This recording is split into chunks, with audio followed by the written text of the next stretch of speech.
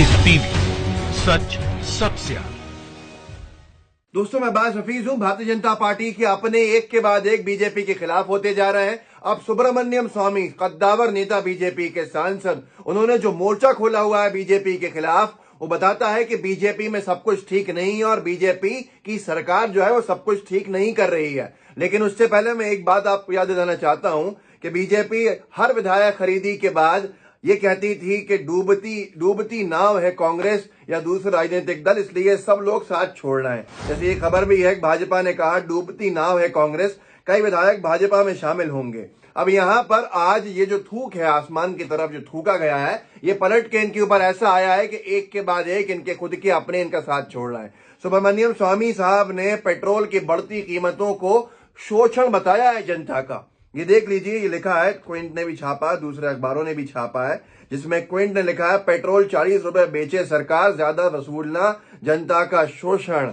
सुब्रमण्यम स्वामी जी ने कहा है कि 40 रुपये कीमत होनी चाहिए पेट्रोल की, मोदी सरकार जनता का शोषण कर रही है। ये कोई कांग्रेस ही नहीं है, या कोई ये समाजवादी पार्टी के नहीं है, या ये तृणमूल कांग्रेस के नहीं है, किसी और राजनीतिक दल के नहीं होकर ये खुद बीजेपी के हैं और बीजेपी के राज्यसभा सांसद हैं। बीजेपी ने इनको राज्यसभा के अंदर अपना सांसद बना के भेजा है। इन्होंने कहा है, ये अब भी कहेंगे कि ये सिर्फ विरोध के लिए कह रहे हैं, मोदी के खिलाफ है इसलिए कह रहे हैं कि तो मोदी के अपने हैं, नरेंद्र मोदी जी के अपने हैं, मोदी सरकार के हिस्सा हैं ये, और ये कह रहे हैं। देख लीजिए और भी आगे इन्होंने लिखा, ट्वीट किया है पूरा का पूरा, जिसका हिंदी अनुवाद है, 90 रुपए प्रति लीटर पर पेट्रोल कीमत जनता का सरकार द्वारा शोषण है। पेट्रोल की कीमत 30 रुपये प्रति लीटर है, बाकी 60 रुपये बस हर तरह का टैक्स है। मेरे हिसाब से पेट्रोल ज्यादा 40 रुपये प्रति लीटर कीमत पर बिकना चाहिए। नीचे उनका अंग्रेजी में ट्वीट है, ऊपर हिंदी अनुवाद है। उन्होंने ये कहा, ये अर्थशास्त्री हैं बहुत बड़े, और मैं इनकी और जो बयान सुनाऊंगा तो आप दंग रह जाएंगे इसको सुनकर कि स्वामी जी क्या कहना चाहते हैं आखिर। जो अभी कनाडा के पीएम जस्टिन ट्रूडो ने बोला है, उन्होंने साफ साफ कहा है किसानों के ऊपर अत्याचार हो रहा है भारत के अंदर, ऐसा नहीं होना चाहिए।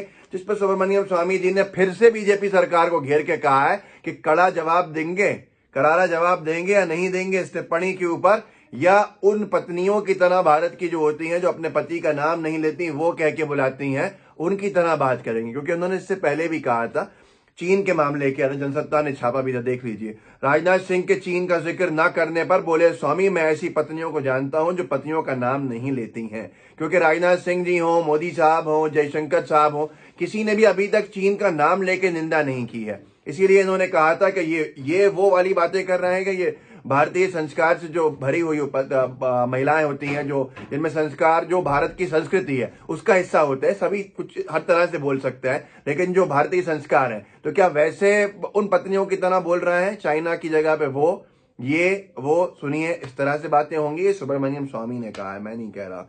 ये देखिए, उन्होंने एबीपी न्यूज के वरिष्ठ पत्रकार आशीष के सिंह ने लिखा कि कोई सीधे तौर पर चीन का नाम नहीं ले रहा। इस पर बीजेपी नेता ने कहा कि पत्नियां अपने पति का नाम नहीं लेती। आप कल्पना कीजिए सुब्रमण्यम स्वामी की बगावत का क्या लेवल है इस वक्त, कि बीजेपी की कश्ती वाकई डूब रही है, जो सब लोग इसका साथ छोड़ रहे हैं। जो बीजेपी हर जगह जाके बयान देती है कि हम इसलिए हमारे पास विधायक आ रहे हैं क्योंकि कांग्रेस की कश्ती डूब रही है। तो अब की कश्ती किसकी डूब रही है? जहां पर शिवसेना ने साथ छोड़ दिया, उसके बाद अकाली दल ने साथ छोड़ दिया पंजाब के अंदर, और उसी कश्ती जो भाजपा की डूबती कश्ती है, डूबती नाव है, उसका साथ हनुमान बेनीवाल ने भी अपनी पार्टी को अलग करके राजस्थान में छोड़ दिया। और अब ये तेवर जो बगावत क्या है वो सुब्रमण्यम स्वामी साहब के है। नीतीश कुमार कब इस ट्रैक पे आ जाएंगे ये पता नहीं चलेगा। उन्होंने फिर से कल दोहराया है अपनी बात को। उन्होंने ये कहा है कि जस्टिन ट्रूडो के बयान के ऊपर, ये देखिए लिखा क्या है, वन इंडिया ने छापा है। स्वामी ने अपने ट्वीट में लिखा है, हमारी सरकार कनाडा के प्रधानमंत्री की ओर से किसान आंदोलन पर की गई टिप्पणी की निंदा करते हुए स्टेटमेंट कब जारी करेगी? क्या हम बयान में कनाडा के पीएम का नाम लेंगे, या फिर जैसे लद्दाख में तनाव को लेकर चीन के लिए किसी हिंदू पत्नी की तरह वो का इस्तेमाल करते हैं वही करेंगे? आप सोचिए, ये कौन कह रहा है? ये खुद सुब्रमण्यम स्वामी कह रहे हैं। आज भी जिन लोगों को लगता है कि बीजेपी बहुत ताकतवर पार्टी है, एकजुटता उसके अंदर भरी हुई है, लेकिन जब वो दूसरों के घरों को तोड़ रहे थे तो ये भूल गए थे कि उनका घर भी कांच का है। और अब ये बगावती तेवर एक के बाद एक बीजेपी को अंदर से पूरी तरह से खोखला कर रहे हैं। लेकिन गोदी मीडिया जो है वो लोगों को समझा रही है कि नहीं, बीजेपी बड़ी अच्छी पार्टी है, बड़ी मजबूत पार्टी है। ये मजबूती एक एक करके जिनके घटक दल, जिनके खुद के सांसद इनके खिलाफ बयान देने में मजबूर हो चुके हैं। सुब्रमण्यम स्वामी साहब ने तो सीधे धमकी भी दे दी है, ये कह दिया है कि तमिलनाडु के अंदर क्योंकि बीजेपी ने उनकी पार्टी के जो नेता पुराने आए उनको ठीक तरह से अपनाया नहीं है, अपमान किया है, इसलिए अब बहुत ज्यादा चांस है कि रजनीकांत की जो पार्टी बन रही है वो उसमें चले जाएंगे सारे उनके कार्यकर्ता। इसके लिए ट्वीट भी किया, अंग्रेजी में पढ़ लीजिए कि जब मैंने मर्जर किया 2013 के अंदर तो लोगों को भारतीय जनता पार्टी तमिलनाडु के विंग ने लिया नहीं है। अब बहुत बड़ा खतरा है कि वो सारे के सारे जो हैं वो रजनीकांत पार्टी में चले जाएंगे। तो आप सोच सकते हैं कि ये बगावती तेवर किसके हैं। सुब्रमण्यम स्वामी साहब ने सीधे मोर्चा खोला हुआ है। उनका कहना यह है, अभी तक तो आप गोदी मीडिया कहती थी ये भाई कांग्रेस के नेता हैं, ये समाजवादी पार्टी के नेता हैं, ये तृणमूल कांग्रेस के हैं, इसलिए मोदी जी के खिलाफ बोल रहे हैं। आप बात सुनिए, और आपको लगता था बहुत से लोगों को हाँ सही बात है, विपक्ष का काम है विरोध करना, पर अब ये बीजेपी के अंदर खानों से आवाज है। बीजेपी के अपने नेता हैं जो बोल रहे हैं, इसके ऊपर भाजपा कुछ नहीं कहेगी। इस पर कोई सवाल गोदी मीडिया भी नहीं पूछेगा कि बीजेपी में सब कुछ ठीक क्यों नहीं है।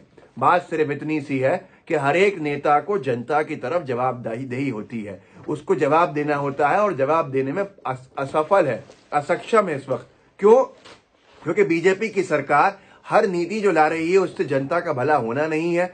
अपने लोगों का भला करने के ऊपर लोग क्या जवाब देंगे, इसलिए संसद सदस्य बीजेपी के भी उनके खिलाफ बयान देने में मजबूर हैं।